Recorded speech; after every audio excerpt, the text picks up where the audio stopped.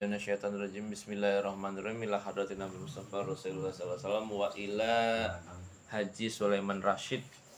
Mudah-mudahan ilmu yang sudah beliau karyakan kepada kita bisa bermanfaat bagi diri kita, anak keturunan kita, dan seluruh kaum muslimin wal muslimat dimanapun mereka berada. Al-Fatihah. A'udzubillahi minasyaitonirrajim. Bismillahirrahmanirrahim. Alhamdulillahirabbil alamin arrahmanirrahim maliki yaumiddin. Iyyaka na'budu wa iyyaka nasta'in ihdinas siratal mustaqim siratal ladzina an'amta 'alaihim ghairil maghdubi 'alaihim waladdallin. Amin. Al-Fatihah yang kedua untuk teman-teman kita yang berhalangan hadir pada hari ini, baik karena sakit maupun karena ada suatu urusan. Mudah-mudahan Allah mudahkan segala urusannya dan Allah sehatkan kembali mereka dan bisa berkumpul lagi bersama kita. Al-Fatihah. A'udzubillahi minasyaitonirrajim. Bismillahirrahmanirrahim. Alhamdulillahirabbil alamin arrahmanirrahim maliki yaumiddin. Iyyaka na'budu wa iyyaka nasta'in ihdinas siratal mustaqim siratal ladzina an'amta 'alaihim ghairil maghdubi 'alaihim waladdallin. Amin. Ayo baca salat berjamaah. Iya, salat. Salat berjamaah. Apabila dua orang salat bersama-sama dan salah seorang di antara mereka mengikuti yang lain, keduanya dinamakan salat berjamaah. Orang yang diikuti yang diharapkan dinamakan imam, sedangkan yang mengikuti di belakang dinamakan makmum. Stop. Jadi ini kaidah dasar ya. Kaidah dasar terhadap suatu sholat berjemaah. Intinya ada imam dan ada makmum. Makanya karena kaidah dasarnya adalah ada imam dan makmum, ketika sholat jenazah, apa alasannya jenazah taruh di depan? Ayo. Kenapa jenazah taruh di depan? Ketika sholat berjamaah. Buat disebar. Enggak ada. Penghormatan terakhir. Kalau kita mengatakan itu penghormatan boleh, karena memang prinsip dasar dari sholat jenazah itu adalah penghormatan. Tetapi ketika kita mengatakan ada embel-embel kata-kata gini, harus, nah itu nggak boleh. Jenazah harus depan imam. Kata-kata harus ini jadi dasar hukum nantinya, nggak boleh. Jenazah itu boleh taruh depan, samping kanan, samping kiri, belakang. Kalau nggak percaya, lihat sana di Masjidil Haram. Depan imam itu kan Ka'bah. Jenazahnya ada di mana? Ayo. Kalau mau tahu, Bapak Kakak kasih tahu ya. Itu ada di basement, di lantai dasar, di parkiran. Diparkir di situ. Kalau di Masjid Madinah kadang-kadang memang ada di komplek di samping sisi kanannya imam.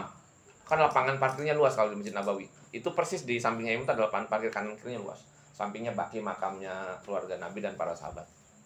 Artinya, ketika kita mengatakan ada sholat jenazah yang di depan adalah harus jenazah, jangan. Kita bisa biasa katakan untuk menghormati, nah silakan. Ketika sholat apapun, ketika ada imam dan ada makmum, sah. Bahkan makmumnya seorang anak kecil sekalipun. Ya, jangan sampai kita mengatakan, wah, imamnya anak kecil, sholatnya sendirian aja. Seolah-olah kita merasa sholatnya sudah diterima gitu loh. Padahal anak kecil itu kan gak ada dosanya. Iya, lebih bagus daripada Kita untung harusnya dapat jemaah, malaikat kan. Bener nggak? Nggak ada dosanya. Wah, sunat ya belum katanya. Ya kan kita udah merendahkan. Memang yang sudah sunat itu sudah pasti diterima kan enggak? Makanya kakak enggak begitu takut sholat dengan anak kecil itu.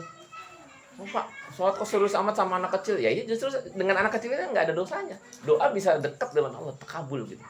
Yakin. Makanya kalau ada anak kecil ya sama ucup ya? Bukan. Kalau doa kalau ada anak kecil dihadirkan. Mereka walaupun tidak mengatakan amin, hadirkan saja. Itu sebagai suatu alasan bagi Allah untuk mengabulkan doa. Artinya oh ada orang yang nggak pernah salah gitu. Tapi juga jangan jadikan landasan masih kecil nih, biar bikin dosa aja nih meme misalnya. Yang dosa bunda jangan. Berarti niat itu namanya. Nggak boleh. Harus sayang sama bunda. Harus sayang sama bunda. Jangan melakukan kesalahan lalu mendasarkan kepada bunda. Tetap aja ibadahmu kebaikannya untuk kamu. Tapi kalau keburukan nanti ngebekas di masa dewasa. Makanya dulu kan kakak pernah bilang, kebiasaan kita di masa kecil tolong dipupuk kalau baik. Karena setelah kita nanti pensiun, sudah lansia akan kembali ke situ. Mbak waktu kecil suka main masak-masakan. Nanti udah tua umur 50, 60, 70 kembali lagi ke dapur.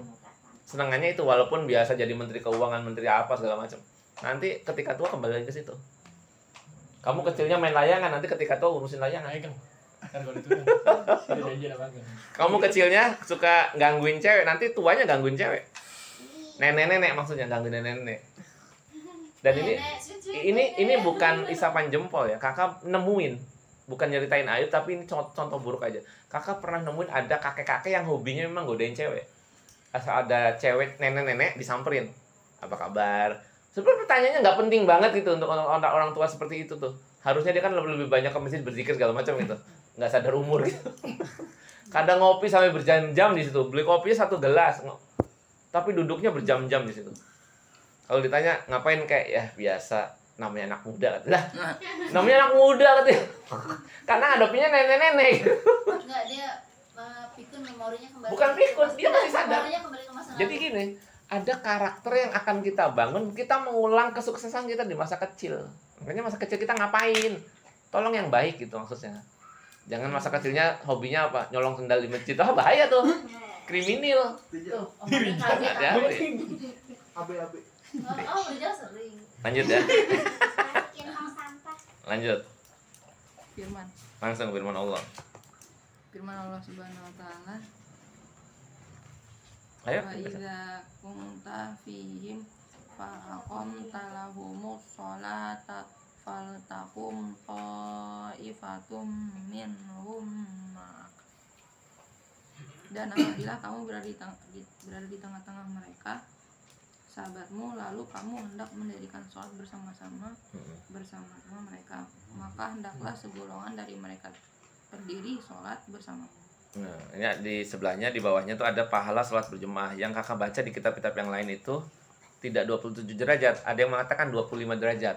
Tetapi derajat ini adalah bukan derajat seperti Celsius, Fahrenheit, ya, Reaumur, Kelvin, bukan. Ini ada derajat akhirat. Yang artinya kalau diukur itu bumi dengan langit itu memadai gitu, 1 derajatnya. Jadi Kak, jangan mengatakan, Kak, Allah kok ngasih pahala pelit amat ya? Kok timbang 25, 27? Yang kita pikirkan tuh angka ya, bukan derajat, angka. Dia 25 jelas lebih kecil daripada 26. 27 jelas lebih kecil daripada 30. Itu bicara matematis. Yang dibicarakan di sini adalah angka derajat akhirat. Akhirat itu untuk diwakilkan dengan angka manusia habis. Kenapa? Manusia angkanya 0 sampai 9 doang. Iya, nggak ada lagi. Sisanya ditambah-tambahin. Iya kan? 0 ada nilainya kalau ada depannya kan? Nggak ada nilainya kalau angka itu ada di belakangnya. 9 ada nilainya kalau ada depan. Nggak ada nilainya kalau ada di belakang. Itu problem manusia. Ya, nggak jauh dari angka segitu aja sebetulnya. Jadi untuk mewakilkan suatu kecintaan Allah terhadap pekerjaan hambanya yang soleh, angka dunia nggak cukup. Kurang. Bayangkan misalnya gini, Allah bilang begini di hadis itu. Waalaikumsalam, silakan Neng, masuk Neng. Lagi geser. Nih, Nindi masuk sebelahnya trio Reni. Ini Reni kecil, ini Reni gede, ini Reni sedang. Sedang buat itu. Iya. Ini istrinya Mas Ageng. Ya. Udah kenal kan? Iya, udah kenal kan? Belum. Itu temannya dia kan? Bukan? Oh, bukan ya? Ih, Loh, katanya udah orang kenal gitu. Lanjut ya. Ketika ada satu hadis yang mengatakan gini. Orang yang sholat 2 rakaat, orang yang berwudu menuju ke masjid pada waktu subuh sebelum azan subuh, kemudian dia melaksanakan sholat sunnah 2 rakaat sebelum sholat subuh, akan ada ganjaran. Dia lebih baik mendapatkan kebaikan dibandingkan dunia beserta isinya. Isinya dunia aja kita nggak tahu. Kamu tahu isinya dunia apa? Nggak tahu. Nggak tahu ya? Tapi emang itu beneran dunia beserta isinya? Beserta dunia beserta isinya. Tapi itu bisa hilang sama dosa. Ya enggak, ini kan artinya apresiasi Allah kepada orang yang bersungguh-sungguh ibadah gitu. Dosa itu mah kita jangan bicara sebagai suatu penghukuman, itu sebagai suatu tanda kalau Allah itu memberikan warning kepada kita. Contoh, misalnya ada wasit ngasih kartu kuning. Itu berarti hukuman atau bukan? Hukuman atau bukan? Hukuman ya. Tetapi orang itu keluar nggak? Enggak. Tetap main. Kira-kira dosa tuh kayak gitu tuh. Dosa itu adalah suatu hukuman bagi kita, tetapi kita tetap masih bisa bermain di dunia. Artinya masih ada kesempatan untuk bisa memperbaiki diri gitu. Dosa tuh itu. Tapi kalau gol, satu pemain ngegulin ke tim lawan. Gol kan dapat poin 1. Pemainnya dapat apa? Yang ngegulin. Dapat bonus. Ada bonus. Jutaan. Duit. Bahkan miliaran. Iya, duit nggak juara. Kepikir nggak masih ngomongin kartu kuning? Enggak lah. Lupa. Bayar udah. Iya. Lupa. Kamu bikin salah A, B, C, kemudian kamu dapat derajat surga. Salahmu masih diingat? Lupa. Artinya kasih sayang Allah itu lebih besar daripada bencinya. Jadi jangan yang dipikirin bencinya aja. Allah itu bikin neraka, ya Allah neraka luar biasa kan. Iya tuh. Dia lupa kalau neraka itu juga makhluk Allah, surga makhluk kita, apalagi makhluk Allah. Lah sama aja kan berarti. Kenapa kita terlalu membesarkan neraka gitu? Biasa aja, santai. Intinya dalam dunia itu kita kayak orang main bola. Kalau ngejatuhin lawan, kita nyelakain. Kalau kita dijatuhin pun nggak mau. Begitu juga di dunia. Bikin dosa tuh sebenarnya kita nggak mau gitu loh. Karena apa? Orang pun nggak bikin dosa nggak mau. Gitu. Tetapi karena watak kita manusia yang akan kembali kepada selalu dengan salah dan salah, ya kecenderungan dosa memang akan besar. Tetapi Allah tetap akan berusaha untuk mengampuni gitu dengan segala kapasitasnya. Lanjut ya. Jadi angka 25 dan 27 bukan angka dunia, yaitu angka akhirat ya. Ini diriwayatkan oleh Imam Bukhari dan Muslim. Sekarang lanjut ke hukum sholat berjamaah aja. Saya enggak? Ya. Bismillahirrahmanirrahim. Hukum sholat berjamaah. Sebagian ulama mengatakan bahwa sholat berjamaah itu adalah fardu ain atau wajib ain. Sebagian berpendapat bahwa sholat berjamaah itu fardu kifayah, dan sebagian lagi berpendapat sunnah muakkad, sunnah istimewa. Yang terakhir inilah hukum yang lebih layak kecuali bagi sholat Jumat. Menurut kaidah persesuaian beberapa dalil dalam masalah ini seperti yang telah disebutkan di atas. Pengarang Nailul Autar berkata, pendapat yang seadil-adilnya dan lebih dekat kepada yang betul ialah sholat berjamaah itu sunat muakkad. Sholat muakkadah artinya sholatnya setengah wajib ya. Jadi gini, dahulu ada seorang sahabat yang ketinggalan sholat berjamaah. Kemudian dia tanya ke temannya, gimana sholat? Ya udah selesai, kamu ketinggalan. Oh, udah selesai. Pulang dia, sholat di rumah. Terus ada yang mengatakan, ahli fikih mengatakan bahwa sholat jemaah itu berjemaah itu hanya sekali saja. Artinya yang pertama, berikutnya adalah bukan sholat berjemaah, tapi istilahnya sholat munfarid, tapi dilaksanakan secara berjamaah, rombongannya gitu. Ada yang mengatakan begitu. Tapi kalau kakak lebih cenderung begini, lebih baik kita tuh sholat berjemaah karena lebih menyelamatkan sholat kita dari kelalaian daripada sholat sendiri yang kita sendiri masih banyak urusan gitu. Kayak Rijal yang hitung-hitungan bisnisnya semuanya harus cepat dan di luar kepala. Kakak nggak yakin sholat sendirian itu untuk kakak ya. Kalau kakak jadi Rijal itu mantap, pasti kepikiran konsumen terus. Yakin dah kalau saya. Cuma karena saya itu kerja digaji sama orang, jadi kan nggak perlu mikirin konsumen. Jadi anteng aja gitu sholat sendiri. Bayangkan kalau dia itu adalah seorang direktur yang ngatur gaji orang ribuan. Kayak apa sholat 2 rakaatnya? Kayak apa sholat berjamaah dia? Artinya apa? Dia betul-betul sangat ruwet urusannya untuk ngurusin orang lain. Makanya kita dianjurkan sholat berjamaah aja. Lebih baik untuk apa? Untuk menyerahkan urusan kita kepada yang ahlinya gitu. Ya bayangkan misalnya kita punya imam nih di masjid. Imamnya tidak punya pekerjaan selain ngimamin, kan enak, dia tenang. Nggak mikirin kawin lagi, nggak mikirin rumah, nggak mikirin kontrakan, nggak mikirin gaji orang, ya kan? Karena dia sudah digaji, tenang. Kalau gajinya benar gitu maksudnya, iya kan? Ya kalau jadi imam di Masjid Nabawi kan pasti digaji benar ya.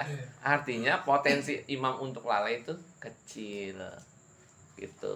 Jadi sebaiknya begitu. Jadi kalau kita hadir di masjid, kalau masjidnya itu imamnya sudah independen, dibayar sama pengurusnya, ya kita kalau bisa serajin-rajinnya ke situ.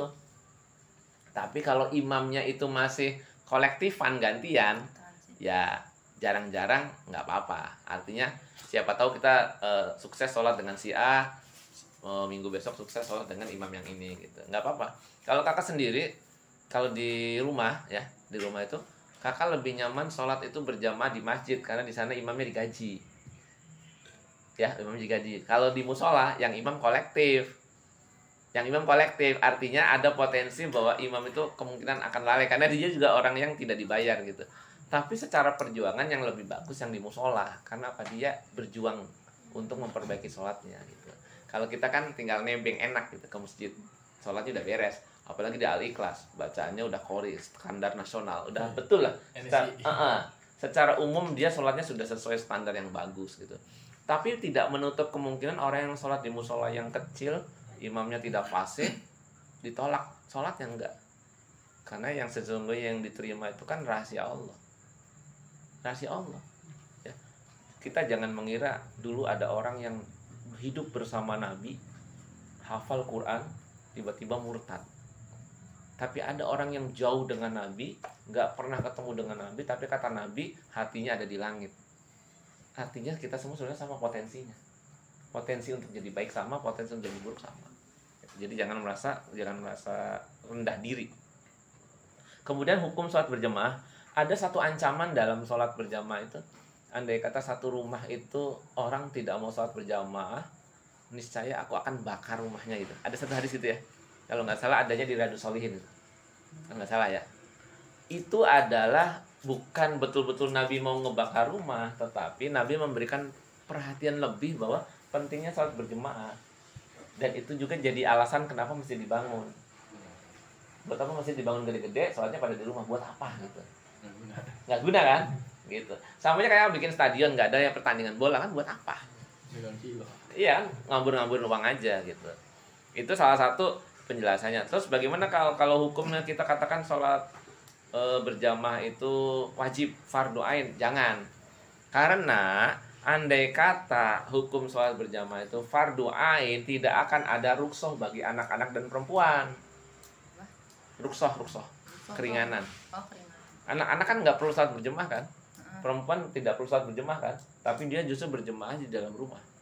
Dengan siapa? Ya dengan anggota keluarga yang perempuan. Gitu. Karena ada rukhsah inilah maka hukum sholat berjamaah tidak wajib secara mutlak. Tetapi kata pengarang Nailul Autar kan dikatakan yang adil sih kayaknya sholat sunnah itu sholat berjamaah itu sunnah muakkadah aja deh gitu. Sunnah muakkadah itu sunnah yang mendekati wajib. Itu levelnya ya, levelnya. Ya kakak juga lebih setuju pendapat yang ini. Karena ada di luar sana kelompok yang mengatakan sholat berjamaah hukumnya fardu ain. Ada. Tapi kakak tidak menyalahkan mereka, namanya mereka juga meyakini itu. Kakak khawatir ketika hukum sholat berjamaah diyakini sebagai fardu ain bagi kita, kemudian kita bukan, kamu pergi ke Cirebon karena sholatnya fardunya itu harus berjamaah, kamu repot nyari masjid kan? Padahal kamu lagi di bis. Coba bayangkan kalau lagi di kereta, apa kita bilang pinggir kiri mau sholat berjamaah dulu kan nggak bisa. Karena fardu ain. Gitu loh. Lah kita kalau sholat di kendaraan kurang-kurang yakin karena jarang ngelakuin kan. Makanya karena ada rukhsah itulah maka sholat itu ada istilah namanya jamak dan qashar. Gitu loh. Jamak dan qashar. Lalu bagaimana kalau kita misalnya menggunakan bahwa sholat berjamaah itu hukumnya sunnah biasa aja. Ini lebih fatal. Orang akan berbondong-bondong meninggalkan masjid. Karena apa? Sunnahnya biasa aja. Sunnah biasa itu apa? Sunnah kayak gini nih. Kayak misalnya kamu sholat ngangkat tangan ketika takbir Allahu Akbar. Itu sunnah biasa tuh.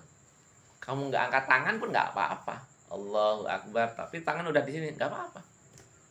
Namanya ketika takbir intikal kan kita disunahkan angkat tangan. Itu namanya sunnah biasa tuh. Sunnah biasa.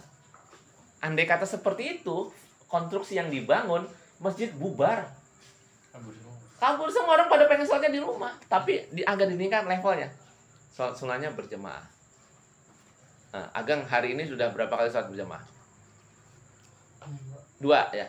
Minimalnya 3 minimalnya. Berarti subuh, maghrib atau isya, ya. Atau kamu carilah pokoknya 3 dah. Artinya dari 5 itu ada yang lebih banyak gitu.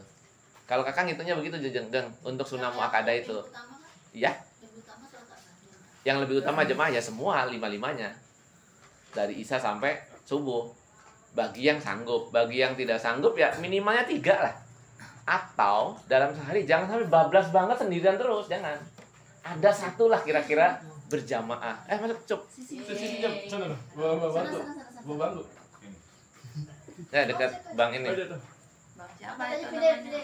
Udah kenal Kak. Oh dia udah kenal Udah kenal CS. dia mah ada. CS dia mah CS. Dia bentar lagi ya. Gitu ya. Jadi sholat sunnah itu, sholat berjamaah itu kakak sukanya levelnya dinaikkan ke muakkad, tapi tidak dinaikkan ke fardu ain. Jadi lebih ada di tengah-tengah, lebih adil gitu posisinya. Siapa yang setuju dengan sunnah biasa kalau sholat berjamaah? siap-siap masjid ditutup. Tapi kalau yang setuju dengan fardu ain, siap-siap kamu nggak bisa pergi kemana-mana. Fardu ain Iya. harus berjamaah. Ketinggalan, ya dosa gitu. Iya. Padahal dalam kaidahnya ada yang mengatakan dalam satu kitab fikih, sholat berjamaah 5 waktu itu hukumnya fardu kifayah, ada loh. Pernah dengar ya? Fardu kifayah artinya dalam satu lingkungan, misalnya lingkungan di Kafling, Masjid Al-Ikhlas sudah mengadakan sholat berjamaah yang jumlahnya lumayan. Kemudian gugurlah kewajiban berjamaah. Ada yang mengatakan itu. Tapi kakak tidak mau masuk ke wilayah itu ya, khawatir ngandelin itu. Khawatir ngandelin, kakak lebih sering masuk ke wilayah mu'akkadah. Artinya siapa yang punya kelapangan waktu kita kejar. Kita kejar untuk sholat berjamaah. Nah, problemnya di kita adalah kita meyakini sholat berjamaah itu awal waktu. Ketika ada yang mengadakan sholat di akhir waktu, kita katakan aliran sesat.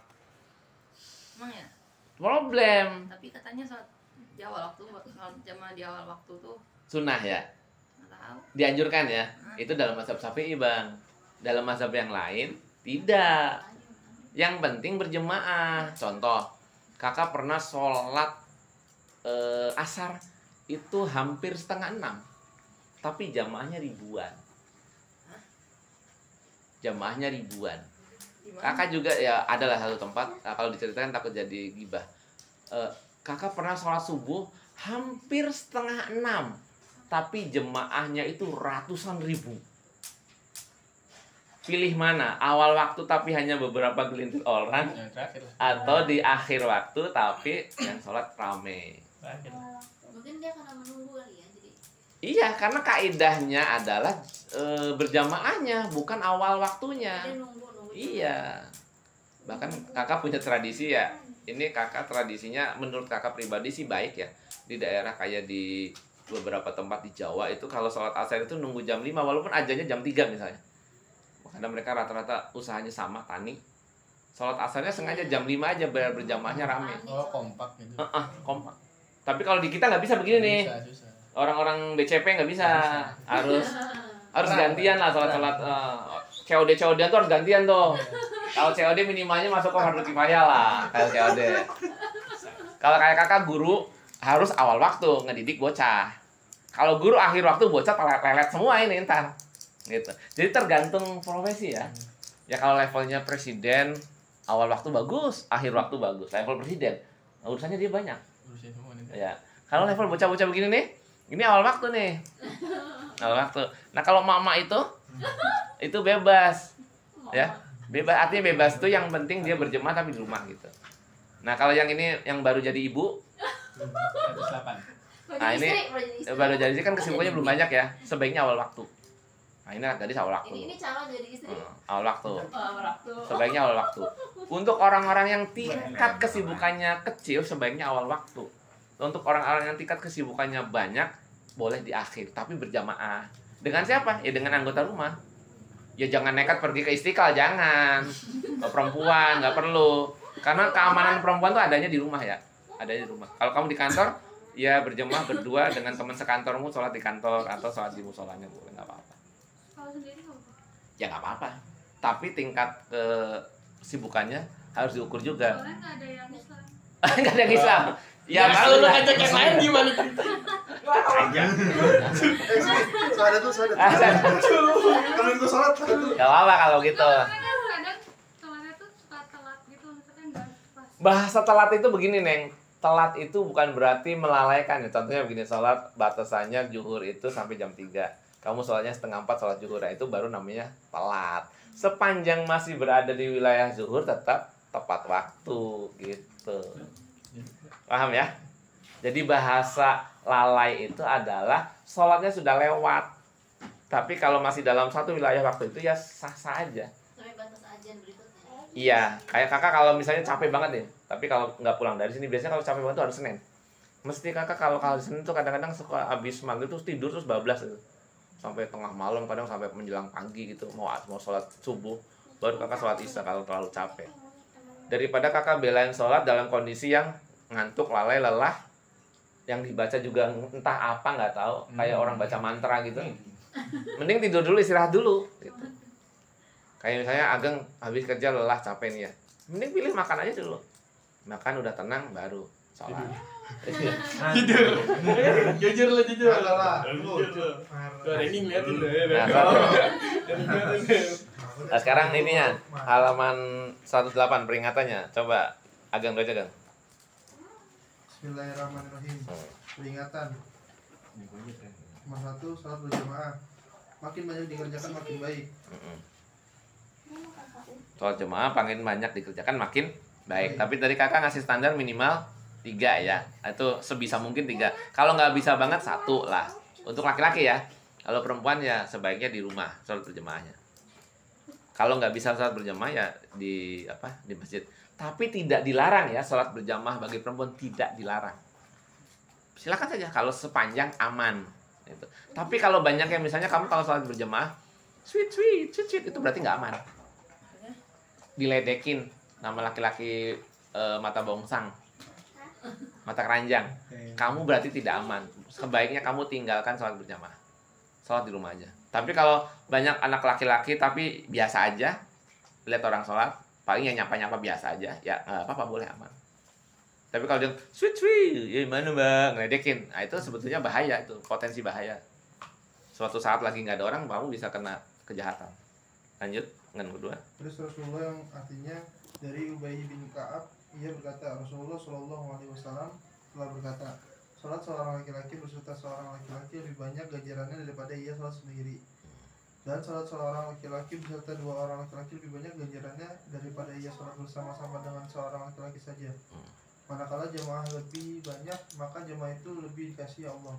Riwayat Ahmad, Abu Dawud, dan Nasai. Nah ini dasar yang mengatakan sholat nggak apa-apa di akhir, yang penting jemaahnya banyak gitu. Dasarnya itu. Yang kedua, ya Geng. Yang kedua, masih mendapat kebaikan berjamaah bila makmum masih dapat mengikuti sebelum imam memberi salam. Akan tetapi makmum yang mengikuti dari mula-mula mendapat ganjaran lebih banyak daripada makmum yang mengikuti kemudian. Nah itu yang orang yang rajin-rajin ya, pahalanya lebih besar daripada yang belakangan. Yang ketiga, imam hendaklah meringankan sholat kecuali kalau makmumnya hanya terdiri atas kaum yang terbatas banyaknya dan mereka suka bila diperpanjang. Nah ini problem di negara kita ini. Imam kalau berjemaah itu capernya besar. Panjangnya. Iya. Apalagi di belakangnya ada calon yang lagi diincer. Kalau panjang palanya sama nggak sih sama yang pendek? Beda, tergantung dari tingkat kebencian jemaah kepada imamnya. Iya, kalau jemaah itu benci banget sama imamnya karena terlalu caper ya, kelamaan, itu ya bisa mengurangi sholat berjemaahnya. Makanya imam tuh harus paham kedudukannya. Makanya kakak kalau jadi tamu di tempat orang suka nolak jadi imam tuh. Pak, iya, Pak kenapa sih Pak nggak mau jadi imam? Saya tuh nggak paham jemaah ini mana yang kuat mana yang lemah, gitu. Saya takut sholatnya agak lama sementara orang-orangnya nggak kuat. Nanti pada ngegerundel lagi lapar, ada yang lagi emak-emak sekedar mampir ke masjid pengen beli susu buat anaknya, kirain masjidnya sebentar nggak taunya lama kan gerundelnya lama. Ada bapak-bapak yang pengen beli ketoprak numpang sholat sebentar, nggak taunya tukang ketopraknya udah pergi. Ya banyak urusannya lah. Artinya imam itu harus yang paling bijak, harus kenal. Misalnya kakak jadi imam di sini. Ini mah geng kuat semua, pasti lama. Ada satu orang aja yang jompo, yang lansia, kakak harus ngikutin dia. Kong, sholatnya kebut apa cepet lah gitu. Ya udah cepet. Ageng, dah kakak sholat cepet, saya ulangi ah. Nggak boleh begitu. Nggak boleh. Karena apa? Kita jadi imam tuh ambil yang paling ringkas. Bahkan Rasulullah SAW itu hafal 30 juz. Tidak pernah kalau sahabat sholat di belakang Rasulullah tuh sampai ngegerutu kelamaan. Justru senang. Bahkan orang Baduy itu maksudnya orang Arab yang dari gunung, itu kalau berjemaah sama Nabi tuh kayaknya mukanya bersinar-sinar karena tidak merasa terbebani. Tidak merasa terbebani. Jadi imam itu harus mengikuti juga selera pasar ya. Ya selera pasar lingkungan masyarakat itu. Ya, kalau kamu misalnya di BCP isinya Jawara semua soal agak lama ya nggak apa-apa, badannya kuat-kuat gitu. Misalnya Ageng di tempat sekolahan, anak-anak kuat-kuat semua. sekolah bocah kan bocah-bocah kuat-kuat semua tuh. Nggak lama nggak apa-apa. Tapi kalau ada guru yang sepuh di situ, ngikutin guru yang sepuh. Jangan sampai ngikutin bocah yang kuat. Gitu. Makanya kakak kalau sholat kakak dikenalnya kakak mah kalau sholat kilat. Ya iyalah kakak harus cepat, sholatnya harus cepat. Kakak nggak mau digendolin orang. Makanya kakak kalau khutbah cepat, sholat berjemaah cepat. Ya, nah ini salah satu fans kakak nih. Ajannya yang lama kak. Nah, Ajannya yang lama. aja aja. Panjang banget kan? Iya, jadi lama ya. Oh kalau kakak aja lama ya? Panjang nggak? Panjang nggak? Bukan lama sih panjang. Kalau ajan lama, kalau sholat cepet. Salah satu fansnya ini. Kalau kakak belum mengukur ajan sih ya, karena ajan kan bebas ya, nggak ada yang ituin. Ajan begitu tuh juara 1 dulu di musola. Ya panjang banget ya. Iya, juara 1. Bukan karena enak ya, karena panjangnya aja. Jadi imam tuh harus bijak, jangan sampai imam itu jadi beban bagi jemaahnya gitu. Nah, kalau kita pengen bikin kesepakatan boleh, misalnya kakak kumpulin ini geng-geng kuat. Kita sholatnya 1 juz ya, 1 rakaat. Siap, nggak apa-apa. Tapi kalau ada orang lain mau ngikutin, bilangin kita mau sholatnya lama nih, duluan aja. Boleh. Ini biasanya terawih apalagi yang sholatnya lama. Tasbih ya. Gerhana banget. Memang gerhana syariatnya lama. Syariatnya disuruh lama. Karena lama itulah maka tidak banyak yang sholat dan dihukumi sunnah. Gitu. Pernah sekali sholat gerhana pertamanya senang-senang. Nah, itu? Teman-teman pas ternyata suratnya lama banget nggak tahu, langsung pada resah. Pada resah. Tapi kalau emang sholat gerhana memang ikhtiarinya itu sangat kuat ya. Artinya kita boleh memilih, boleh ikutan, boleh enggak, karena emang syariatnya panjang. Gitu. Sebelum ditutup ada lagi nggak yang mau ditanyakan? Ini udah setengah jam. Mau nanya kak, Apa? di sini kan yang di poin kedua katanya kan kalau misalnya yang makmum yang baru ikut dari awal lebih banyak pahalanya daripada yang ikut di tengah misalnya. Yang belakangan ya. Nah, kalau misalnya kayak gitu, apakah kita lebih baik nunggu aja gitu, nunggu selesai baru kita nanti Nah, kalau nunggu selesai berarti Mbak masuknya ronde kedua. Yang tadi saya ceritain hadis, ada sahabat yang pulang lagi karena dikatakan sholat berjamaah itu yang utama sudah selesai. Jadi sholat yang diukur itu sholat yang pertama. Sisanya adalah additional time, tambahan waktu. Jadi kalau sholat itu dulu pernah ketika ada seorang sahabat sholat sendirian, kata Rasul gini, temenin katanya. Rasul, saya udah sholat, iya temenin jemaah. Sesungguhnya hanya kambing yang sendirian yang dimakan serigala. Kata Rasul begitu. Langsung Abu Bakar nemenin. Artinya apa? Abu Bakar sudah selesai sholat fardu, kemudian ikut sholat lagi, tapi bermotif untuk menjadi teman berjamaah. Artinya sholat yang utamanya sudah selesai. Maksudnya biar dia tidak lalai sholatnya, kan ada temennya. Nah, ketika Mbak bilang nunggu selesai aja, berarti udah masuk ronde kedua. Ya jelas ganjarannya udah beda lagi. Sudah bukan yang utama. Mbak bukan yang masuk kategori yang kifayahnya, tidak. Tapi kategorinya yang kategori biasa, sunnah biasa. Sampai berkali-kali lipat. Makanya dalam satu mazhab, di mazhab Hanafi dikatakan sholat itu yang utama di akhir. Artinya kalau ada yang mengawali sholat, justru itu sunnahnya pahalanya sedikit. Karena di akhir orangnya lebih banyak gitu. Ini menurut satu mazhab. Tapi kalau dalam mazhab Syafi'i yang utama yang awal gitu. Makanya di kita digalakan sholat itu awal-awal ya. Begitu aja langsung buru-buru qomat gitu. Maksudnya kita biar digalakan awal. Nah itu rombongan pertama itu yang pahalanya paling besar. Misalnya Mbak dapat sekedar 1 rakaat, ya berarti dapat berjemaah. Bahkan dapat sujudnya doang atau dapat duduk tasyahud akhirnya doang, dapat satu jemaah. Bukan 1 rakaat ya, 1 jemaah, artinya dalam kelompok yang rombongan besar. Gitu. Makanya jangan nunggu, misalnya lagi tasyahud awal ditungguin berdiri aja. Itu nggak boleh begitu. Harus langsung duduk, takbir dulu, takbir dulu Allahu Akbar, baru duduk. Jangan buru-buru duduk aja, ikut nebeng aja jangan. Duduknya baca apa? Ya kamu mau diem aja juga nggak apa-apa. Diem aja. Kan kamu lagi masbuk. Diem aja nggak apa-apa. Ikut baca nggak apa-apa. Sebaiknya ikut baca, tapi duduknya saja sudah mengikuti imam. Yang nggak boleh itu kita nungguin. Tapi rata-rata ada yang Atau yang nyalip. Kakak pernah lihat nyalip, udah tua. Nyalip itu kan dia ketinggalan tuh. di ketinggalan rakaat dia nyalip jadi sama tiba-tiba. Ini itu sebetulnya Pembalap. ini dahulu sahabat juga sholatnya begitu. Terus kemudian datanglah seorang sahabat yang alim banget, itu namanya kalau nggak salah itu Abdullah bin Mas'ud. Sholatnya aneh sendiri dia. Begitu dia ketinggalan, dia hanya ngikutin yang di bagian yang ketinggalan itu. Terus baru selesai imam salam, Nabi salam, dia bangun nambahin. Terus Nabi senyum-senyum, senang dengan perbuatan dengan perbuatan siapa tadi namanya? Abdullah bin Mas'ud ya. Kata Nabi, sholat yang bener kayak gini. Kalau ketinggalan yang bener begini, Nabi senang banget. Menandakan bahwa Abdullah bin Mas'ud sangat alim. Kakak lupa namanya apa, kakak Abdullah bin atau Muaz bin Jabal ya, kakak lupa ya namanya. Tapi salah satu dari kedua itu sangat alim. Saking alimnya kalau nggak salah itu Muaz bin Jabal dikatakan, Muaz, kalau kamu ada satu masalah, bagaimana kamu utusin? Pakai kitabullah. Kalau nggak ada, pakai sunnah Rasulullah. Kalau nggak ada, saya istihad. Padahal belum diajarin itu sama Nabi. Muaz bin Jabal itu. Jangan-jangan yang nggak maksudnya itu Muaz bin Jabal. Artinya kakak lupa pokoknya salah satu dari keduanya itu, yang alim banget. Langsung praktek sholat berjamaah yang masbuk berubah. Gara-gara perbuatan sahabat. Jadi masuk. Tadinya balapan tadinya, gitu.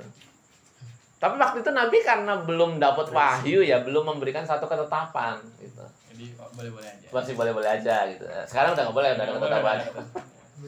Jadi ini mau ditutup dulu. Sambil nanya bebas ya. Sambil nanya bebas kita tutup dulu dengan membaca kafaratul majelis. Subhanallah wa bihamdika asyhadu an la ilaha illa anta astaghfiruka. Assalamualaikum warahmatullahi wabarakatuh. Assalamualaikum warahmatullahi wabarakatuh. Innal hamdalillah nahmaduhu wa nasta'inuhu wa nastaghfiruh wa nu'minu bihi wa natawakkalu 'alaihi. Wassalatu wassalamu ala asyrafil anbiya wal mursalin sayyidina wa maulana Muhammadin wa ala alihi wa sahbihi ajma'in. Amma ba'du. Yang saya hormati Ketua DKM Masjid Al-Huda beserta jajarannya, yang saya hormati para pengurus lingkungan di Komplek VGH, dan yang saya cintai para jamaah sekalian yang terus istiqomah di dalam memakmurkan masjidnya Allah SWT. Mudah-mudahan kita diberikan nikmat oleh Allah SWT tetap ada iman dan Islam. Dan kita doakan kepada orang-orang yang pada hari ini berhalangan hadir, entah karena sakit atau karena keperluan. Mudah-mudahan Allah sembuhkan dari segala macam penyakitnya dan Allah mudahkan segala macam urusannya. Marilah kita bacakan suratul Fatihah yang pertama untuk pengarang kitab Bidayatul Hidayah, yaitu Syekh Imam Al-Ghazali. Mudah-mudahan ilmu yang telah beliau dedikasikan kepada umat bisa bermanfaat bagi diri kita, keluarga kita, dan orang-orang yang beriman hingga akhir zaman. Ala hadina wa fi kulli hadin salih ila hadratin Nabi sallallahu alaihi wasallam. Al-Fatihah. A'udzu billahi minasyaitonir rajim. Bismillahirrahmanirrahim. Alhamdulillahirabbil alamin arrahmanir rahim maliki yaumiddin. Iyyaka na'budu wa iyyaka nasta'in. Shiratal mustaqim shiratal ladzina an'amta 'alaihim ghairil maghdubi 'alaihim waladdallin. Amin. Kita lanjutkan pembahasan kitab Bidayatul Hidayah. Bismillahirrahmanirrahim. Ada di halaman 9 bagian tengah. Walan tasila, dan tidak akan mendapatkan ayuhat thalib, wahai orang-orang yang menuntut ilmu, ilal qiyami, kepada menunaikan bi awamirillah, segala perintah-perintah Allah Ta'ala yang maha tinggi, ila kecuali bi muraqabati qalbaka, dengan mendekatkan diri hatimu kepada Allah. Jadi kata Imam Al-Ghazali, kita ini disebut sebagai kadang-kadang sebagai siswa dari apa? Dari Rasulullah SAW, bahwa kita ini sedang dalam taraf belajar. Saya pun masih belajar, kita semua belajar. Tidak ada yang selesai pembelajaran kecuali nyawa kita sudah diambil oleh Allah Subhanahu wa Ta'ala. Kata Imam Al-Ghazali, kita ini dipanggil sebagai seorang penuntut ilmu. Kalian tidak bisa menjalankan seluruh perintah Allah kecuali hatinya mendekatkan diri pada Allah. hati kita nih, dekatkan diri pada Allah. Karena hati kita ini sifatnya adalah berada di tengah-tengah. Kadang hati ini bisa mudah digeser ke kiri atau ke kanan. Kadang hati kita hari ini ada di masjid, tiba-tiba seperti kayaknya taat banget, padahal tiba-tiba keluar dari masjid kayaknya udah lalai. Ini adalah memang problematika hati. Maka dalam hadis qudsi dikatakan bahwa Allah itu menempati tempatnya hati. Karena Allah menempati tempatnya hati, maka kita jangan kurang-kurang berdoa, ya muqallibal qulub, sabbit qalbi ala dinik, ya muqallibal qulub, sabbit ta'ati ala dinik. Wahai zat yang membolak-balikan hati, tetapkanlah kami di dalam ketaatan pada Engkau. Jadi hati kita ya seperti kalau air itu ditaruh di atas meja, kena getaran apa saja permukaannya bergetar. Entah dia mau tumpah atau memang hanya bergoyang saja. Ini posisi hati kita seperti itu. Lebih-lebih lagi setan menjadi ujian bagi kita. Lebih berat lagi ujian hati. Dengan tanpa ada setan pun kita akan berat sekali untuk menuju ketaatan pada Allah. Ini bagi yang baru belajar. Kalau yang sudah belajar, hatinya akan terus diserang dengan penyakit-penyakit hati. Kayak kalau kita masuk ke bulan Ramadan ada istilah puasa khusus, sangat khusus, puasa orang umum gitu. Ya, problemnya ada di hati. Ketika orang itu sudah menempatkan hatinya untuk ibadah, maka ibadah kita itu seperti ibadahnya Sayyidina Ali. Sayyidina Ali itu kalau sholat khusyuk, tetapi kekhusyukannya tidak merusak kesadaran. Kalau kata kita kan, Pak kalau khusyuk sih nggak dengar apa-apa ya, mungkin kita beli. Khusyuk itu tetap mendengar. Kalau kita khusyuk tidak mendengar, mustahil kita jadi makmum. Kenapa? Ketika imam bilang walau boleh, kan kita harus bilang amin. Apa kita nggak khusyuk? Khusyuk kita, khusyuk. Tetapi ada keharusan sebagai makmum kita menjawab imam, gitu. Terus kemudian kalau imam salah, yang persis di belakang imam harus mengingatkan. Apa dia tidak khusyuk? Khusyuk. Tetapi dia punya kewajiban meluruskan imam. Jadi khusyuknya itu kita harus dengan penuh kesadaran. Bukan berarti kita lagi sholat terus ada maling diam aja, enggak. Kalau kita lagi sholat ada hewan yang berbahaya kita diamnya, tidak. Khusyuk kita tetap dalam posisi sadar. Makanya saya bukan mengkritik ya, tetapi sedikit memprihatinkan ketika ada orang masuk pada kelompok zikir, kemudian katanya kalau sudah berzikir jadi lupa segalanya. Yang ada di TikTok atau di apa itu orang zikir sampai berguling-guling sampai seolah-olah mabuk gitu, seolah-olah mabuk. Kalau Allah itu dari awalnya dikenalkan dengan penuh kesadaran, mengapa kita menikmatinya kita menjadi mabuk? Apakah Allah itu khamar? Kan tidak. Allah itu adalah zat yang wujud. Karena wujud itu kita menyembahnya secara sadar. Andai kata kita mengatakan membaca zikir kemudian kita udah lupa segalanya, lalu Allah gimana kalau sudah lupa segalanya? Kita hanya menikmati Allah. Ya berarti agama ini problem. Agama itu problem. Kenapa? Jadi lupa. Jangan-jangan kita lagi berzikir lupa kerja, lupa tanggung jawab pada anak istri. Nah, itu bahaya. Agama kayak gini bisa jadi musuh. Jadi dekatnya kita dengan Allah itu penuh dengan kesadaran, tidak seperti orang mabuk. Makanya karena orang mabuk itu tidak sadar, dia nggak boleh sholat. Janganlah engkau sholat padahal kamu lagi mabuk, nggak boleh sholat. Orang nggak sadar menyembah apa gitu. Jadi kita harus sadar betul. Makanya dalam sunnah sholat, ketika kita dari rumah sudah mandi, datang ke tempat sholat, kita nggak boleh berlari. Misalnya sini sudah koma, kita lalu pengen mendapatkan awal waktu atau takbiratul ihram bersama imam, lalu kita berlari, ini makruh. Seolah-olah Allah itu suatu bentuk keterpaksaan. Jadi jangan berlari santai aja seperti biasanya kita. Hanya saja memang kita disuruh menggesa itu jalannya agak cepat. Bukan berarti kita harus lari, tidak. Lalu sampai sini kita terengah-engah karena kecapean, malah jadi tidak sadar. Kita lupa dengan sesungguhnya kita akan menghadapi zat yang maha tinggi. Sebagaimana kalau kita ketemu dengan presiden udah nunggu, kita tiba-tiba datang dengan mandi keringat, lalu presiden kan nanya, Kenapa begini ketemu saya? Kok kesannya saya itu satu beban? Allah juga begitu. Datang kepada Allah itu dengan tenang. Tenang bukan berarti berleha-leha. Karena di sini mungkin ya tradisinya setelah azan ada jeda berapa menit untuk sholat sunnah 10 menit atau 15 menit, lalu kita nyantai, bisa merokok dulu, bisa ngopi dulu, nanti itu ya itu namanya berleha-leha, itu namanya. Itu bukan santai, bukan tenang. Karena kita berusaha untuk meninggalkan kewajiban pada Allah. Atau kalau tiba hari Jumat, khotibnya pada ada misalnya pada kalau khutbah mesti lama. Nah kita tuh berdua tidur sebentar dulu deh, atau ngopi di warung. Ini namanya kita berleha-leha. Kita bukan tenang. Ya adapun ada khotib yang terlalu lama atau khotib terlalu cepat, itu namanya tantangan ibadah, Pak.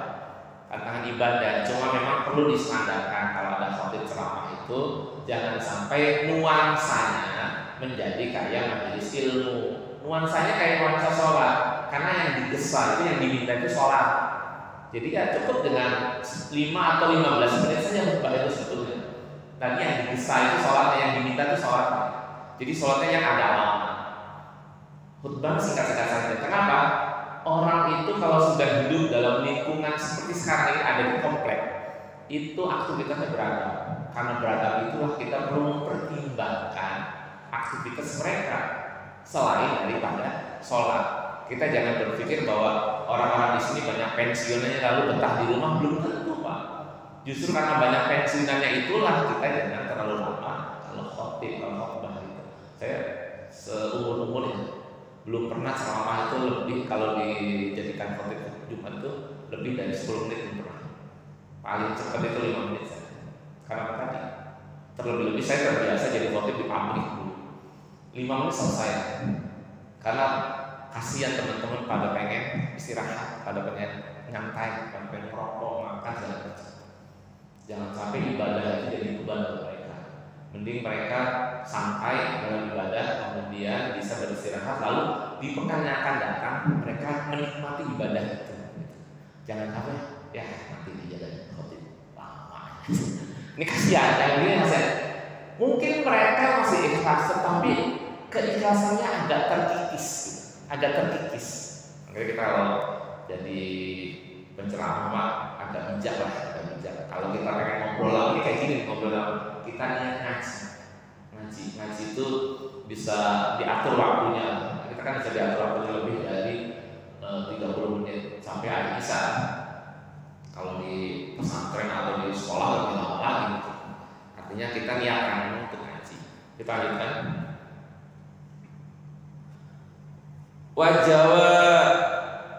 Wajawarika dan anggota tubuhmu filahazotika di dalam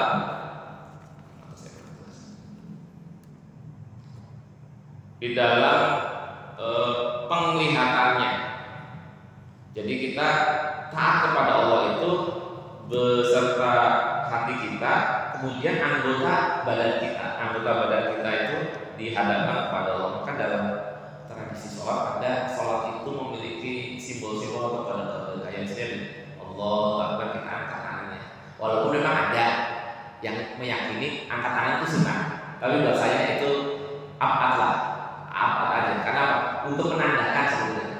Jadi kalau kita sudah begini kode bahwa tidak ada lagi kegiatan selain sholat. Nah ini namanya takbiratul ihram. Dikasih kode Allah Akbar. Ada yang sholat begini ada, ya nggak apa-apa. Tapi sholat itu harus punya tanda bahwa kita sedang membedakan antara aktivitas ibadah dan di luar ibadah. Begitu kita dalam posisi begini kan orang sholat ya, lagi sholat, lagi ibadah. Atau kita sholat dengan pakaian yang khusus, entah pakai baju takwa, baju muslim, koko, jubah segala macam, menandakan bahwa kita sedang ibadah. Ya walaupun sholat pakai kaos oblong, pakai celana aja, menutup aurat, memadai. Tetapi kita ditingkatkan bahwa kita sedang ibadah itu memberikan tanda. Kayak kita kalau masuk ke kawasan-kawasan khusus kan suka diberi ID card tanda. Tandanya ini tamu, visitor gitu. Sebagai tanda. Jadi orang akan menandai kita, oh ya sedang ibadah. Haknya segera ditunaikan. Jangan sampai orang sedang memberikan tanda, tiba-tiba kita ngobrol atau dekat tanah nih.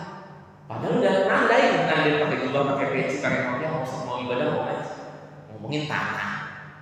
Jadi fokusnya beliau. Padahal dia sudah mau mengkhususkan di dalam ibadah. Sehingga ketika kita sudah menandakan dalam anggota tubuh kita untuk ibadah, maka nanti sinkron dengan hati kita akan nyambung. Wa anfasika, dan nafas engkau. Jadi nafas kita itu harus sinkron dengan ibadah, bahwa kita menyadari nafas kita yang memberi adalah Allah. Bayangkan kalau nafas kita beli pakai tabung oksigen, bayarnya berapa ratus, lalu dikalikan berapa jam, berapa hari. Ini nafas kita gratis. Kita khususkan hanya untuk Allah. Semua aktivitas badan kita, hati kita milik Allah. Kemudian kita serahkan kembali kepada Allah. Min hini tusbihu ila hini tamsi, ila hini tumsi. Dari semenjak waktu subuh sampai waktu sore hari. Jadi ibadah itu diukur dari waktu subuh sampai sore hari. Artinya ibadah kita itu sehari semalam kita wujudkan kepada Allah Subhanahu wa Ta'ala. Jadi kalau ibadah itu memang secara fikih ada syarat yang harus dipenuhi, tapi ada juga etika yang harus kita hadapi. Contohnya yang seperti tadi, sholat itu kalau sekedar untuk orang pakai daun pisang pun cukup. Tetapi apa kita begitu beretika? Kan tidak. Karena kita menghadap orang tua saja kita pakai baju yang pantas. Apalagi menghadap zat yang maha tinggi, Allah Subhanahu wa Ta'ala. Fa'lam, ketahuilah, Anallah Ta'ala, sesungguhnya Allah yang maha tinggi itu mutoli'un, melihat ala domirika, kepada hati-hatimu, wa muslimu ala zahirika, dan meriksa atau menjaga kepada lahiriah kita, wa batinika, dan batin kita. Jadi sesungguhnya Allah adalah zat yang mengetahui segala macam terletak di dalam hati kita. Karena Allah Subhanahu wa Ta'ala yang paling mengetahui, maka kita harus memberikan perhatian yang lebih, bahwa kita itu sedang diawasi. Kalau di syarahnya itu dikatakan fa'idha arta al-muraqabah. Jadi kalau kita kepengen mengharap dekat pada Allah, maka dekat pada Allah itu dari permulaan subuh sampai sore, sampai asar. Jadi dekatnya begitu. Tidak melulu tentang ibadah mahdud dan ghairul mahdud. Kalau kita bekerja yang baik, jangan korupsi, jangan terlambat, jangan curi uang negara. Itu sama saja juga ibadah kepada Allah. Kalau kita menjadi orang yang terpelajar, belajar dengan sungguh-sungguh, kerjakan semua tugas guru, kan gitu. Sehingga ketika kita melakukan itu semua, maka kita sudah memberikan sesuatu yang dituntut oleh Allah Subhanahu wa Ta'ala. Lalu pertanyaan, Pak, memang Allah butuh dengan segala macam keperluan kita? Tidak sama sekali. Tetapi justru kita lah yang butuh dengan tugas-tugas itu. Ibaratnya kita, kalau ada murid dikasih PR, itu bukan berarti gurunya bernilai. Bu, saya dikasih PR, iya, kasih PR. Nanti kan dia dapat nilai. Bukan berarti nilai itu untuk gurunya, tapi untuk muridnya. Nilai itu untuk muridnya. Walaupun tugas itu dimintakan kepada gurunya dengan bentuk pekerjaan rumah. Murid nanti bisa dia belajar di rumah, tambah paham dengan pengetahuan dari gurunya, kemudian dia bisa mengerjakan dan dapat apresiasi nilai dari gurunya. Kita pun ibadah begitu. Kita tanya sama Allah, ya Allah, ini bangun tidur ibadahnya apa? Sholat subuh, oh iya sholat. Apa Allah butuh? Ya tidak. Lalu Allah nilai sholat kita. Sholat kita tenang, tidak buru-buru, dilengkapi dengan sunnah-sunnah, tambah juga dengan dakwah, ngajakin teman, bangunin orang, dengan tarawih misalnya. Ada nilai yang diberikan pada Allah, atau tidak buat kita. Dengan semua pekerjaan yang disuruh Allah bukan berarti Allah butuh kepada kita. Justru kita lah yang butuh kepada tugas-tugas tersebut, kayak sholat hikmah yang banyak. Yaitu ketika kita mengatakan bahwa kita melakukan hal tersebut harus dengan lahiriah dan batiniah kita, ya, dengan lahiriah dan batiniah kita. Wa muhitun, dan meliputi bijami lahazotika dengan setiap tempat-tempat. Wa muhitun, dan meliputi bijami lahazotika dan setiap keadaan atau keperluan kita kepada Allah. Wa khataratika, dan setiap detak hati kita. Wa khatwatika, dan setiap keadaan kita ketika kita melangkah. Wa sa'iri sakanatika, dan seluruh keadaan ketika kita diam. Wa harakatika, dan setiap gerak-gerik laku-lampah kita. Wa annaka, dan sesungguhnya kalian fi mukhalatika, di dalam hubungan dengan manusia, dan wa khalwatika, dan ketika kalian menjauhi manusia, itu mutaradidun, orang yang berada baina yadaihi, di dalam kedua genggam tangan Allah. Jadi kita ketika kita diam, tidur, kerja di rumah bersama keluarga, itu tuh kita sebetulnya sedang berada di depannya Allah. Kita pergi kemana saja itu sebetulnya ada di hadapan Allah. Karena kita ada di hadapan Allah, itulah maka sesuatu yang berkaitan dengan kita itu menjadi ibadah. Contoh ini, ketika kita berada di dalam toilet, kita tutup, takut kan ada yang lihat. Tapi misalnya satu rumah orang pergi, kemudian apakah kita ke toilet dengan pintu terbuka? Kan tentu tidak. Tetap kita tutup. Karena kita merasa Allah di depan kita. Etikanya tetap kita jaga. Karena yang kita lihat itu bukan manusia tapi Allah. Begitu pula kita ibadah. Kita ibadah mau jadi imam, mau jadi makmum, sholat sunnah berjamaah, sholat sunnah sendirian, kita posisi sholatnya sama. Porsi sholatnya sama. Sekurang-kurangnya sholat berjamaah itu sama dengan sholat sendirian. Jangan dibagi. Ketika sholatnya berjamaah karena kita jadi orang yang diamani jadi imam, sholatnya kita buat bagus, waktunya lama. Tapi ketika kita sholat sendirian karena kita tidak dilihat oleh orang, maka sholat kita jadi terlalu cepat, biasa saja. Seolah-olah Allah tidak lihat, seolah-olah. Makanya kita jadi imam itu, jadilah imam yang mengerti jamaah yang terlemah di wilayah tersebut. Makanya saya kalau jadi imam di manapun Pak, ketika jadi tamu, saya nggak mau jadi imam. Saya nggak ngerti Pak kondisi jamaah di sini mana yang paling lemah. Takut saya jadi imam, kemudian saya kelamaan digerendengin, digerutuin, saya nggak mau. Tapi kalau saya di rumah ya saya mesti jadi imam, karena ya saya paham betul mana yang paling lemah. Oleh karena itu imam rawatib di masjid ini lebih berhak menjadi imam untuk para jamaah. Kan ngerti siapa yang paling kuat, siapa yang paling lemah, siapa yang kira-kira kalau berdirinya lama jadi batuk, siapa yang kalau sujudnya lama jadi puyeng kepalanya, kan gitu.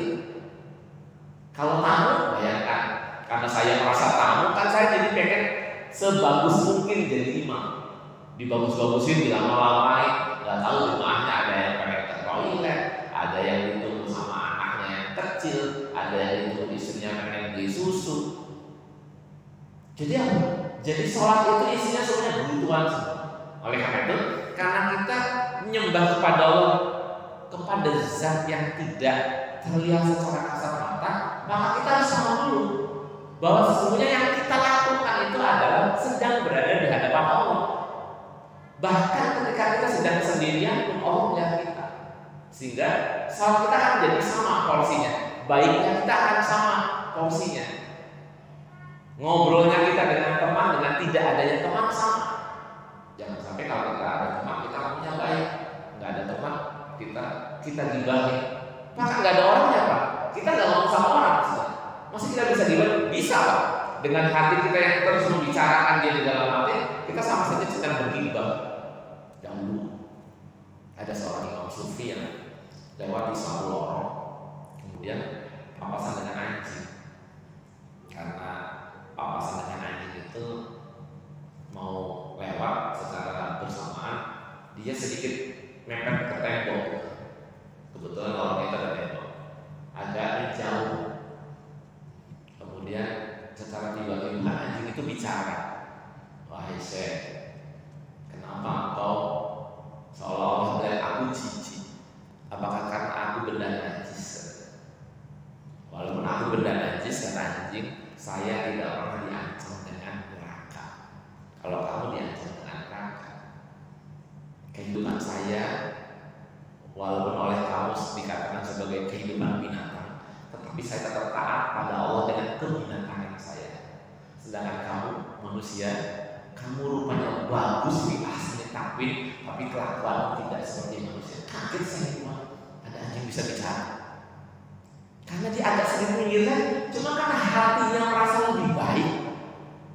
Kata anjing tersebut, engkau ini dianggap syekh oleh masyarakat di sini, sehingga engkau melihat aku sebagai najis.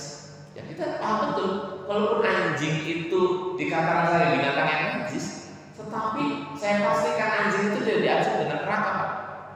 Enggak ada satu ayat yang menjelaskan ada jaminan anjing masuk neraka. Yang ada iblis, Fir'aun, Abu Lahab, itu dijamin. Di Al-Quran ditulis, walaupun anjing itu kita katakan dalam fikih najis ya, tetapi tidak ada. Oleh karena itu, dengan keanjingannya binatang tersebut, dia tidak ada resiko di masa depan. Beda dengan kita. Kita ada resiko di masa depan. Kita akan ditanya tentang apa yang kita lakukan di dunia ini. Gitu Pak. Jadi selama kita masih menghadapkan posisi hati kita dengan lahirnya kita tidak sinkron, maka ibadah kita itu tidak lebihnya seperti orang yang tidak beribadah. Karena kita mengabaikan Allah. Nah, ini kita bicara dengan posisi tasawuf ya. Karena ada bagian dari tasawufnya, tapi juga ada bagian dari fikihnya. Kita lanjutkan. Bismillahirrahmanirrahim. Fala yaskun, maka tidaklah bertempat fi mulki, di dalam kerajaannya, wal malakut, dan kerajaan langit, saking perkara atau sesuatu yang diam, wala yataharaku, dan tidak bergerak, apa mutaharikun, barang yang bergerak, illa, kecuali wajab baris samawati, dengan kekuasaan atau kekuatan Allah Subhanahu wa taala yang menggenggam langit wal ardi dan bumi. Itu mutaliun, melihat alai kepadanya. Jadi segala yang ada di permukaan bumi maupun di dalam bumi, atau yang ada di dalam langit ataupun di luar langit, semuanya dalam kekuasaan Allah, sehingga pergerakan mata kita yang berkedip itu tidak lepas dari kendali Allah Subhanahu wa taala. Kedipnya kita, jangankan bersinar, kedipnya kita nggak pernah ngatur kedip kita. Dalam satu jam berapa kali kita berkedip, kita nggak bisa ngatur. Pokoknya yang penting mata kita kedip aja. Nggak pernah kita pikirkan itu. Itu nikmat dari Allah. Mata kita tidak akan pernah berkedip kecuali atas kehendak Allah. Kalau mata kita, karena itu semuanya jadi milik Allah, maka ketika kaki kita melangkah ke masjid, berarti kaki-kaki ciptaan Allah, maka datangnya kepada Allah. Lalu kenapa kita lari kepada selain Allah? Memang kaki buatan siapa? Ini yang akan dipertanggungjawabkan nanti. Ketika semuanya kita akui bahwa itu buatan Allah, kemudian kita berada di luar Allah, ini yang jadi pertanggungjawaban kita. Oleh karena itu, ketika kita berada di dalam tempat yang sepi sendiri, sesungguhnya kita tetap berada di hadapan Allah sebagaimana kita sholat. Jadi jangan sampai kita katakan nggak ada orang. Emang Allah di mana? Nggak ada orang. Kita ngomong baik-baik dengan orang, lalu tiba-tiba mata kita berkedip dengan teman kita, seolah-olah Allah nggak tahu gitu. kedipan kita kepada siapa sebagai suatu kode. Kita berpura-pura memberikan kode khusus seolah kita mengelabui Allah, padahal kita sedang dikelabui oleh diri kita bahwa Allah itu ada, mau dimanapun Allah itu ada. Bahkan Allah itu melihat semut hitam di atas batu hitam di tengah malam gelap gulita. Ngapain semut lagi? Allah tahu. Jadi kita jangan sampai merasa bahwa kita ini adalah yang tidak terjangkau oleh pengetahuan Allah. Ya'lamu mengetahui khainatan kepada hal-hal yang berkhianat al-a'yuni dari mata kita melirik ya, baik melirik kepada lawan jenis yang bukan hak kita atau melirik sebagai kode kerahasiaan untuk mengelabui teman kita. Ini Allah tahu. Wama dan apa-apa tufi yang sedang dirahasiakan asuduri di dalam hati. Wa ya'lamu dan mengetahui asirro kepada hal-hal yang sifatnya rahasia. Wa akhfa dan yang dirahasiakan di dalam sesuatu yang tidak kita jangkau. Jadi Allah itu bahkan sampai mengetahui sesuatu yang dinamakan akhfa. Akhfa itu apa? Adalah kerahasiaan tanpa bisa kita ketahui. Jadi kalau ada rahasia, istilahnya begini, rahasia negara sebetulnya kan tidak rahasia banget, tetapi yang tahu hanya beberapa orang. Tetapi di dalam agen-agen intelijen itu dia pun merahasiakan sesuatu sebetulnya. Nah ini namanya akhfa. Jadi rahasia yang lebih rahasia lagi. Nah Allah tahu kerahasiaannya lebih rahasia lagi. Kemudian oleh Imam Ibnu Abbas itu dikatakan bahwa yang namanya akhfa itu apa? Adalah asiru ma tusiru fi nafsika wa akhfa asiru huwa ma yalikullahu ta'ala fi qalbika min ba'di wa la ta'lamu annaka satahaddasa bihi nafsaka li annaka la ta'lamu ma tusiruna al-yawm wa la ta'lamu ma tusiruna al-ghadan.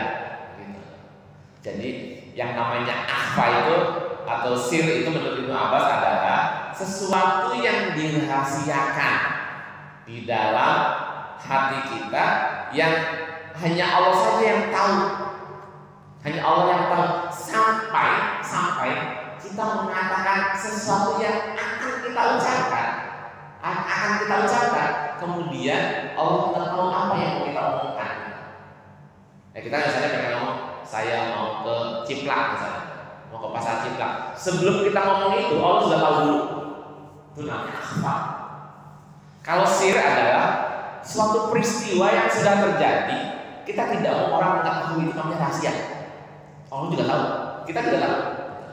Tapi kalau akhfa itu lebih dalam lagi. Akhfa itu lebih dalam lagi. Sehingga ketika kita mengatakan ini rahasia loh, nggak ada yang tahu kecuali kita berdua, berarti bukan rahasia sebenarnya. Udah diketahui soalnya.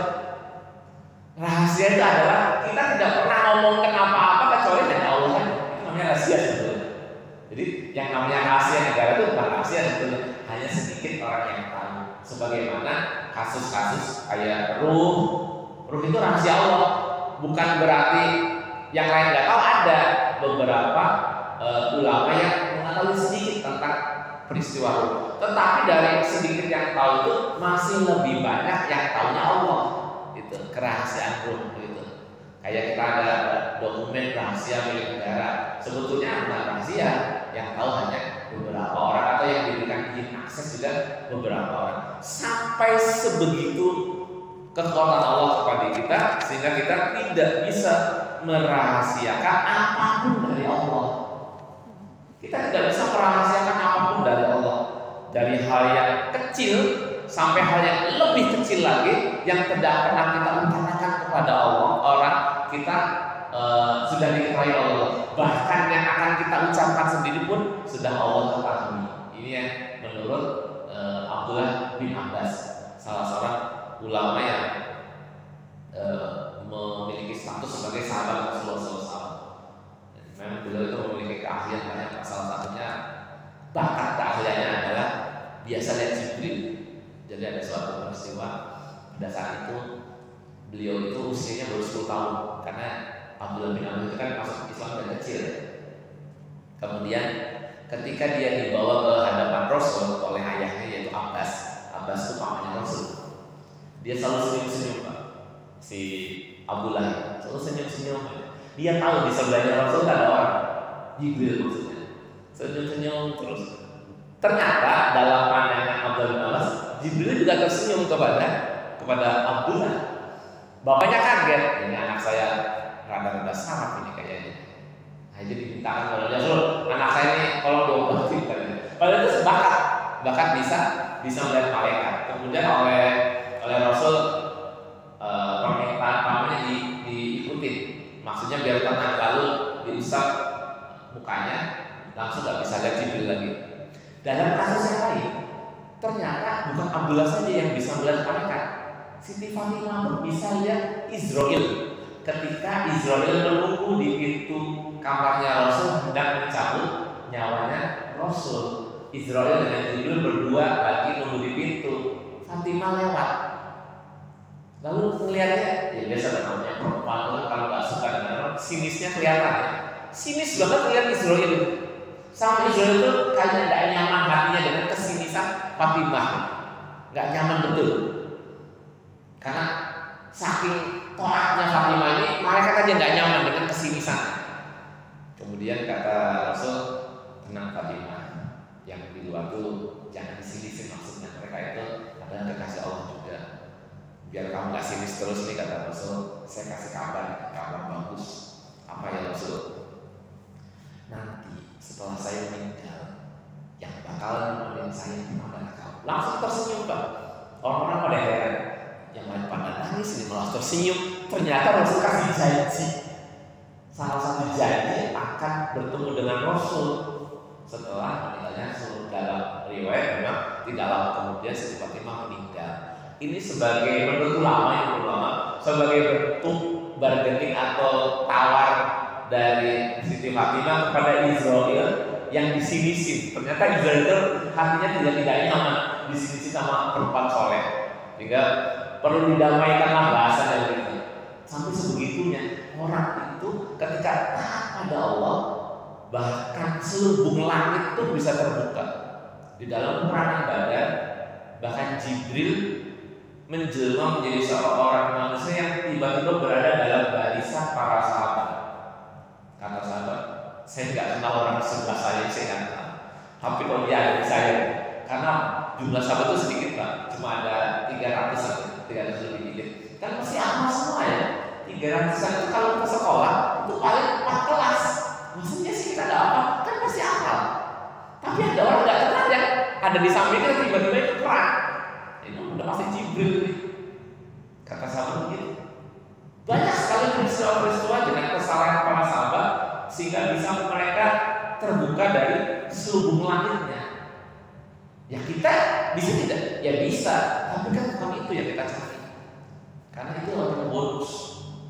Yang kita cari adalah taat kepada Allah dengan hati kita, tangan kita, dan seluruh organ tubuh kita, sehingga kita menyembah kepada Allah itu dengan penuh kesadaran dan penuh dengan kekhusyuan tanpa meninggalkan kehidupan kita yang ada di dunia.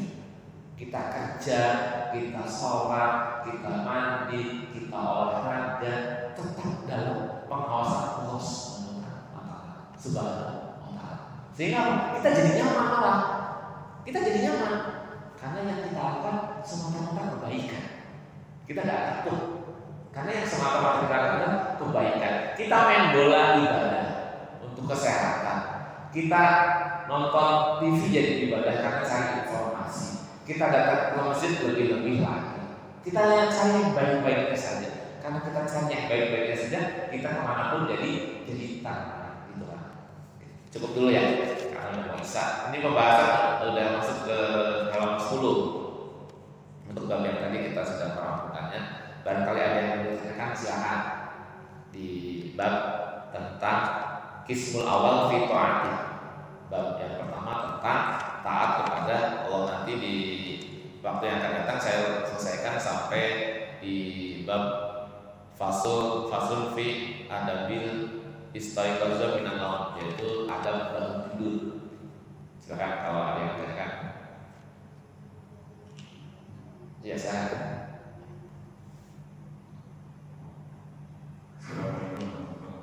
Waalaikumsalam warahmatullahi wabarakatuh. Saya sedikit. Ya, masalah kalau kita ini selalu merasa dewasa itu kita ini